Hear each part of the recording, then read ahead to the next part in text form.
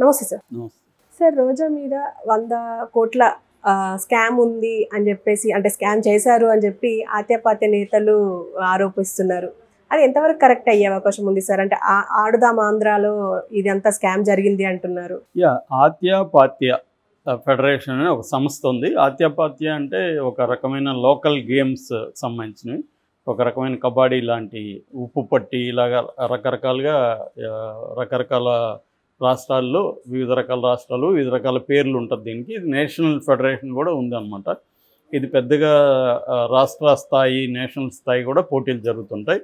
దీనికి సంబంధించి ఆంధ్రప్రదేశ్లో ఆత్యపాత్య ఫెడరేషన్ ఒకటి ఉంది. దాని CEO ప్రసాద్ అని ఆయన CID కంప్లైంట్ ఇచ్చాడు రోజా మీద. అదేంటంటే ఆడుదాం ఆంధ్ర అనే ఒక ప్రోగ్రాం చేశారు. అందులో ఈమె పర్యాటక క్రీడల శాఖ మంత్రి కాబట్టి రోజా ఆధ్వర్యంలో జరిగింది. అది ఆ మంత్రిత్వ శాఖ ఆధ్వర్యంలో జరిగింది. అట్లాగే SAP అని ఉంటుంది కాబట్టి SAP చైర్మన్ బైరెడ్డి సిద్ధార్థ రెడ్డి కూడా దీనికి బాధ్యుడు. వీళ్ళిద్దరూ కలిసి 100 కోట్లు ఈ ఆడుదాం ఆంధ్ర ప్రోగ్రాంలో డబ్బులు తినేశారని ఈ ఆత్యపాత్య ఫెడరేషన్ CEO ప్రసాద్ CIDకి కంప్లైంట్ ఇచ్చాడు. ఇప్పుడు దీని మీద CID కంప్లైంట్ తీసుకొని దీని మీద ఇప్పుడు విచారణ చేపట్టిందని చెప్తున్నారు. సో ఇది రోజా మీద స్టార్ట్ అయింది. అంటే నేను డే 1లోనే చెప్పాను, మనం రోజు ఒక రివెంజ్ స్టోరీ చెప్పుకోవాలి. మనకి మీదట ఇది మినిమం 2 ఏళ్ళు ఉంటుందో 5 ఏళ్ళు కూడా ఇది సాగుతుందో తెలియదు, కానీ రోజు ఒక రివెంజ్ స్టోరీ అయితే స్టార్ట్ అయింది. ఇందాక కూడా ఒకటి చెప్పుకున్నాం, కొడాలి నాని వ్యక్తిగత భద్రత, ఇంటి దగ్గర భద్రత కూడా తీసేశారు. వాళ్ళ ఇంటి మీద దాడి జరిగినా కూడా భద్రత తీసేశారంటే అర్థం దాడి చేసేవాళ్ళు చేసుకోండి, ఇంకా క్లియర్ చేసాం మీకు అని గ్రీన్ సిగ్నల్ ఇవ్వడం తప్ప ఇంకోటి ఏం కాదు. మరి ఆయన కోర్టుకు వెళ్తారా, ఏం జరుగుతుందని చూడాలి. ఆల్రెడీ అతని మీద అటాక్స్ జరుగుతున్నాయి. కొడాలి నానికి తీవ్రంగా వ్యతిరేకంగా మాట్లాడుతున్నారు. ఆల్రెడీ చాలామంది వైసీపీ వాళ్ళ మీద దాడులు జరిగాయి. ఈ నేపథ్యంలో వీళ్ళు సెక్యూరిటీ కూడా తీసేయడం అంటే వాళ్ళకి గ్రీన్ సిగ్నల్ ఇవ్వడమే. క్లియర్గా ఉంది గ్రౌండ్, మీరు వెళ్ళి దున్నుకోండి అని చెప్పడమే. అదేవిధంగా రెండో వైపున ఏం చేస్తున్నారంటే కేసులు పెడుతున్నారు వరుసగా. గతంలో తమ మీద ఎవరెవరు విరుచుకుపడ్డారో వాళ్ళ మీద వరుసగా కేసులు మొదలవుతున్నాయి. ముందుగా మనకు ఫస్ట్ కేసు అని చెప్పాలంటే జగన్ మీదనే.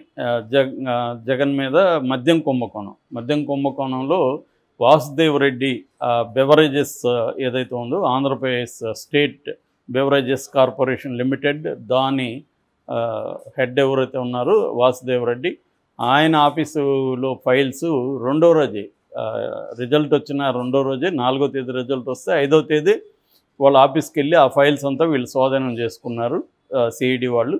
దాని తర్వాత 7వ తారీఖు ఇక్కడ హైదరాబాద్లో వాసుదేవ్ రెడ్డి ఇంట్లోకి వెళ్ళి అక్కడ ఉన్న డాక్యుమెంట్స్ అవన్నీ కూడా స్వాధీనం చేసుకున్నారు.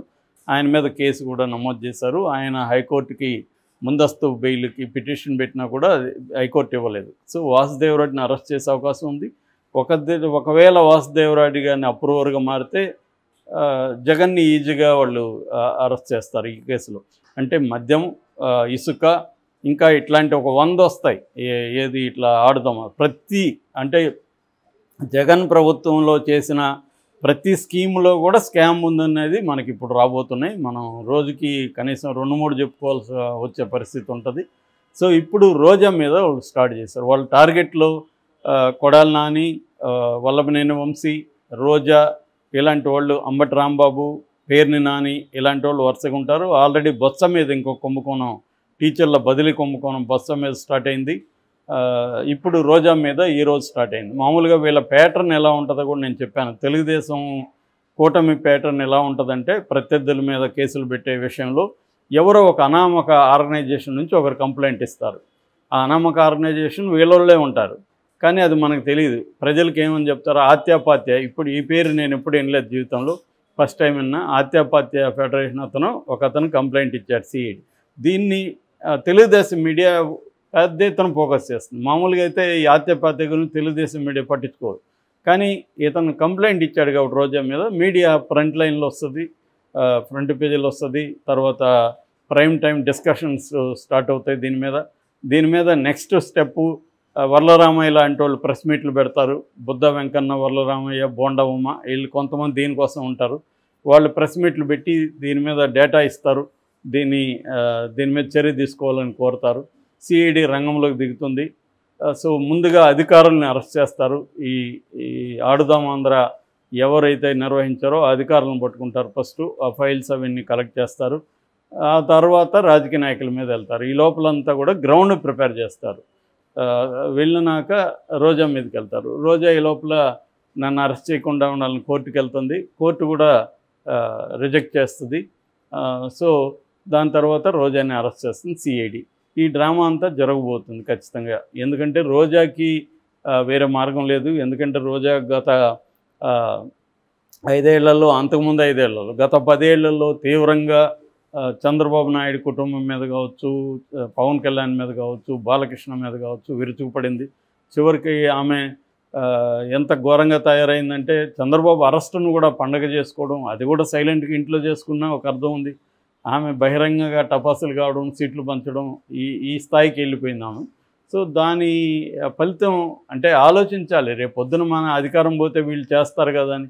మేబీ వాళ్ళు పర్మనెంట్గా చాలామంది మనుషులు కూడా ఎలాగా బిహేవ్ చేస్తున్నారంటే వీడేదో 200 ఏళ్ళు బతికెట్టుగా బిహేవ్ చేస్తుంటారు. 80 ఏళ్ళు 90 ఏళ్ళు వచ్చిన వాళ్ళకి కూడా విపరీతమైన గ్రీడ్ ఉంటుంది. రామోజీరావు ఫర్ ఎగ్జాంపుల్ 87 ఏళ్ళు వచ్చింది ఆయన జగన్ మీద తీవ్రమైన పోరాటం. ఆయన 87 ఏళ్ళు వచ్చిన తర్వాత ఎన్ని రోజులు బతుకుతామో మనం ప్రశాంతంగా ఉందామని ఆయనకి లేదు. ఇది హ్యూమన్ నేచర్. ఇది వీళ్ళు ఒక 200 ఏళ్ళలో 300 ఏళ్ళలో బతుకుతారు అన్నట్టుగా బిహేవ్ చేస్తుంటారు ఏజ్ అయిపోయినా కూడా. సో అలాగా మనకి ఇప్పుడు మనకు ఉన్నదంతా చంద్రబాబు 75, అటు మోడీ 75. కానీ వీళ్ళిద్దరు బిహేవియర్ చూస్తే మనం వీళ్ళకి ఇంకొక 100 ఏళ్ళు బతుకుతారేమో అన్నట్టుగా వీళ్ళ ప్లాన్లు ఉంటాయి. మనకి ఆశ్చర్యం వేస్తుంది. ఏదో మనకేమో అప్పుడే రిటైర్మెంట్ లాగా ఫీల్ అవుతున్నాం, వీళ్ళేమో ఇంకా రాజకీయ నాయకులు ఎక్కువ ఉంటుంది. నేను ఆ మధ్య మన దేవేగౌడ్ని ఒక ఇంటర్వ్యూ చేయడానికి వెళ్ళాను, ఒక డాక్యుమెంటరీ కోసం. ఆయనకి అప్పటికే 80+. ఆయన నన్ను ముందే ಹೋರಾಟಕ್ಕೆ ನನಗೆ దైవ ఆశీస్సు ಬೇಕು అది ఇదని మాట్లాడుతున్నాడు ఎవరితోనో ఫోన్లో. నేను బాబు అనుకున్నా, నీ ముందు పోరాటం ఏంటో, నువ్వు ఇక ఆల్రెడీ 80+ అని. అంటే అలా ఉంటారన్నమాట రాజకీయ నాయకులు. సో అలాగా రోజాలు కూడా ఆలోచించాల్సింది ఏంటంటే మన గవర్నమెంట్ ఒకవేళ కూలిపోతే వీళ్ళు ఏం చేస్తారు అనేది కూడా ఉండాలి కదా. సో అది కూడా లేదు ఆమెకు. ఆమె తీవ్రంగా ఇదైంది. ఇప్పుడు ఇదొకటే కుంభకోణం. ఆల్రెడీ కిరణ్ రాయల్ ఒకటి మాట్లాడుతున్నాడు ఎప్పటి నుంచో, తిరుమలలో ఈమె పెద్ద కుంభకోణం చేస్తుందని. కాబట్టి నెక్స్ట్ ఆమె మీద అది కూడా రాబోతుంది. కనీసం ఒక 4-5 కుంభకోణం స్కామ్ కేసులు ఆమె మీద వస్తాయి. ఆమెను పర్మనెంట్గా బెయిల్ రాకుండా, ఒక దాంట్లో బెయిల్ వస్తే ఇంకో పీటీ వారెంట్ ఇష్యూ చేస్తారు, ప్రిజనర్ ఇన్ ట్రాన్సిట్ అంటారు. ఆ పీటీ వారెంట్ ఏంటంటే ఇంకోటి ఇష్యూ చేస్తారు. దీంట్లో బెయిల్ రాగానే మళ్ళీ దాంట్లో అరెస్ట్ అవుతుంది. ఇలాగా రోజాని పర్మనెంట్గా జైల్లో మూసేసే కార్యక్రమం మొదలైంది. ఇది ఎంతమందిని మూసేస్తారు అనేది తెలీదు. జగన్ ఆల్రెడీ నిన్న అన్నాడు, వీళ్ళు ఏం చేస్తారు, మహా అంటే కేసులు పెడతారని. అదే చేస్తారు. కేసులు పెట్టడం అంటే అందరినీ తీసుకెళ్ళి జైలు వేస్తారు. కేసులు ఇంకా నువ్వు కొట్లాడుకుంటూ ఉండాలి.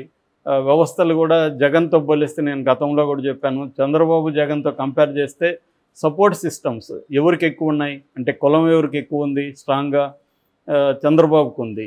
తర్వాత ఆయనకున్న వ్యవస్థల్లో పట్టు చంద్రబాబుకు ఉంది. మీడియా ఎవరికి స్ట్రాంగ్గా ఉంది, చంద్రబాబుకు ఉంది. పార్టీ స్ట్రక్చర్ తీసుకుంటే ఎవరికి స్ట్రాంగ్గా ఉంది, చంద్రబాబుకు ఉంది. రాష్ట్రంలో అధికారం ఎవరి దగ్గర ఉంది, చంద్రబాబు దగ్గర ఉంది. సెంట్రల్ అధికారంలో ప్రధాన భాగం ఎవరు ఉన్నారు, చంద్రబాబు ఉన్నాడు. ఇలాగా ఒక 5-6 రకాల సపోర్ట్ సిస్టమ్స్ చంద్రబాబుకు ఉంది. జగన్కి ఈ కొంత సిస్టమ్స్ ఉన్నాయి, లేవని కాదు, కానీ అవన్నీ వెరీ వీక్గా ఉన్నాయి. సో ఇప్పుడు ఖచ్చితంగా జగన్ అండ్ టీం ఎవరైతే ఉన్నారో వాళ్ళు తీవ్రమైన నిర్బంధాన్ని, తీవ్రమైన ఇబ్బందుల్ని ఎదుర్కొనే అవకాశం ఉంది. దీనివల్ల మనకేంటి, మనం వేడుకు చూద్దామని అందుకోవచ్చు, కానీ అలా ఉండదు. కక్ష సాధింపు అనేది రేపొద్దున వాళ్ళు కూడా తిరగబడ్డము, గ్రౌండ్ లెవెల్లో, స్ట్రీట్ లెవెల్లో వైలెన్స్లకు దారితీయడం, దీనివల్ల శాంతి భద్రతలు అనేవి దెబ్బతింటుంది. ఇదే విషయాన్ని షర్మిల కూడా మొన్న ఒక మంచి లెటర్ రాసిందామె. మీరు విజ్ఞతతో ఆలోచించాలి, సంస్కారాన్ని ఉపయోగించండి, ఈ విసిఎస్ సర్కిల్లోకి వెళ్ళకండి, వాళ్ళు చేశారని మీరు చేశారని వాళ్ళు ఇలా వెళ్ళకండి, మీరు మంచి సంక్షేమాన్ని, అభివృద్ధిని అందించండి, శాంతి భద్రతలను ఇవ్వండి అనేది ఆమె చెప్పింది. అది కానీ వినేవాళ్ళు ఎవరు లేరు ఇక్కడ. చంద్రబాబు కూడా వినే విధంగా కనబడలేదు. ఇటు పవన్ కళ్యాణ్ స్పీచ్లు ఇస్తాడు కానీ యాక్షన్లో ఉండడు. ఎందుకంటే ఇవన్నీ ఇప్పటివరకు అతను ఖండించలేదు, కనీసం ప్రజలకు ఒక పిలుపు ఇవ్వలేదు. పార్టీ తెలుగుదేశం పార్టీ వాళ్ళకి అరే బాబు మీరు కక్ష తీర్చుకోకండి అని ఇవ్వలేదు. వాళ్ళకు మాత్రం చెప్తున్నాడు. ఇదేదో చెప్పేవాడు గాంధీ వైలెన్స్ గురించి మాట్లాడేటప్పుడు, ఆయుధాలు సైన్యము ఉన్న బ్రిటిష్ వాళ్ళకి నాన్ వైలెన్స్ బోధించలేదు గాంధీ. పేద ప్రజలు గన్నులు పట్టుకొనో లేకపోతే ఆయుధాలు పట్టుకొని పోరాడుతుంటే వాళ్ళకి నాన్ వైలెన్స్ బోధించాడని గాంధీ మీద విమర్శ అది. అలాగా పవన్ కళ్యాణ్ కూడా ఎవరైతే పవర్ఫుల్గా ఆయుధాలు పట్టుకోనో ఇంకోటి పట్టుకొని దాడులు చేస్తున్నాడో వాళ్ళకి బోధించట్లేదు, లేని వాళ్ళ దగ్గర బోధిస్తున్నాడు. సో ఇది ఎక్కడికి దారితీస్తుందనే చూడాలి. నిజానికి వైసీపీ అరాచకాలకు వ్యతిరేకంగా ఓటు వేశారు, వీళ్ళని ఎన్నుకున్నారు. వీళ్ళు ఇప్పుడు నిరూపించుకోవాలి, మేము జగన్లాగా కాదు, మాకు రివెంజ్ లేదు, మాకు ప్రజల భవిష్యత్తు వాళ్ళ అభివృద్ధి ముఖ్యమని చంద్రబాబు నిరూపించుకోవాలి. కానీ నిరూపించుకునే పరిస్థితి అయితే నాకైతే కనిపించట్లేదు. రివెంజ్ మోడ్లోనే ఉంది గవర్నమెంట్ కంప్లీట్గా. మేబీ లోకేష్ ముందు నుంచి చెప్తున్నాను నా దగ్గర ఎర్ర బుక్ ఉంది నేను అంతు చూస్తానని. లోకేష్ ఫుల్ టైం దాని మీదే కేంద్రీకరించడానికి ఒక మెకానిజంని కూడా రెడీ చేసి పెట్టుకుంటున్నాడు. ఒక టీము, ఒక మెకానిజం ఎట్లా ప్రొసీజ్ అవ్వాలి, ఇదంతా ఒక ప్యాటర్న్లో వెళ్తూ ఉంటారు. దీన్ని ఇంకా ఎలా ఎదుర్కొంటారనేది మనం చూడాలి.